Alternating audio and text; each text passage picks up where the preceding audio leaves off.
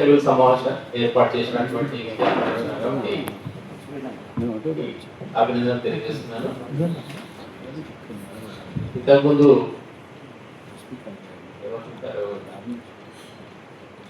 పెద్ద మనుషుల ఒప్పందం అని చెప్పారు.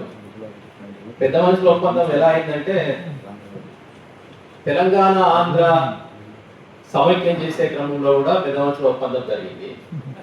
ఆ ఇంకు తడి ఆరక ముందే అది ఉల్లంఘించారు. ఈ ప్రజాప్రభుత్వం అధికారంలోకి వచ్చిన తర్వాత మేధావులతో ఇండోర్ మీటింగ్ జరిగిందని కూడా చెప్పడం జరిగింది.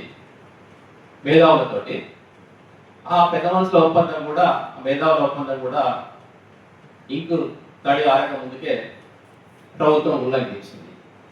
మరి బాధ్యత మళ్ళీ ఆ పెద్ద మనుషులు ఆ మేధావులు పెద్ద ఎత్తున ప్రభుత్వంతో సంప్రదించాలి ఒకవైపు, అది ఇంకోవైపు ఇలాంటి రౌండ్ టేబుల్ ఇంకా జరగాల్సిన అవసరం ఉన్నది. అందులో లక్ష్మీనారాయణ గారు నేను 2-3 రోజుల నుంచి చాలా డిస్కస్ చేశాము.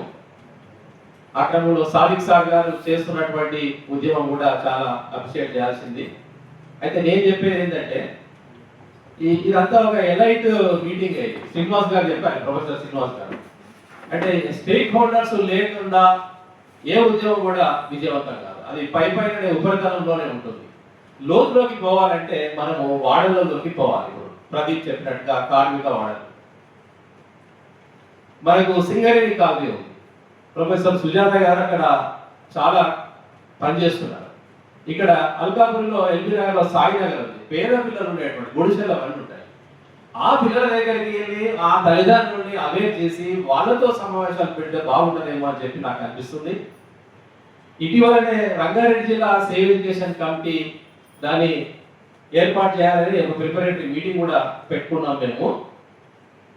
రేపు కమిటీ ఏర్పడిన తర్వాత ఇలాంటి ఒక సమావేశం ఏర్పాటు చేసి తప్పనిసరిగా సమీపంలో ఉంటుంది సాయినగర్.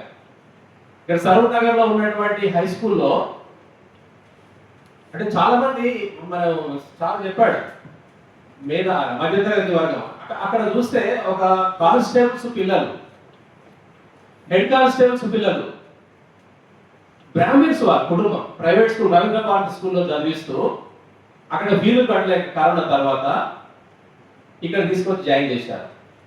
అట్లా వచ్చిన వాళ్ళు చాలా మంది గవర్నమెంట్ స్కూళ్ళలో అడ్మిషన్ పొందారు, కానీ అంతే వేగంగా మళ్ళీ వెళ్ళిపోయారు.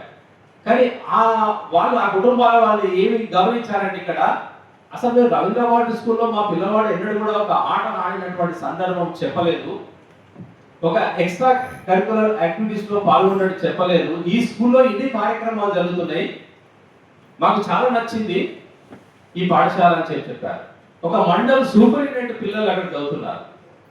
అంటే ఇవన్నీ ఒక గొప్ప అచీవ్మెంట్స్. అవన్నీ ఇలాంటి వాళ్ళందరినీ కూడా రావడానికి ఆ పాఠశాలని, ఆ నిర్మాణాన్ని, ఆ యొక్క మౌలిక వస్తువులు ఇవన్నీ కలిగి ఉండే విధంగా పరిపుష్టం చేసే విధంగా మన ఉద్యమం ఉండాలి. కాబట్టి గ్రాస్ రూట్ లెవెల్కి మనం వెళ్ళాలి అని చెప్పి నేను విజ్ఞప్తి చేస్తున్నా. అందుకు నేను తప్పనిసరిగా నా బాధ్యతగా నేను పనిచేస్తానని తెలియజేస్తూ ఈ అవకాశం ఇచ్చినటువంటి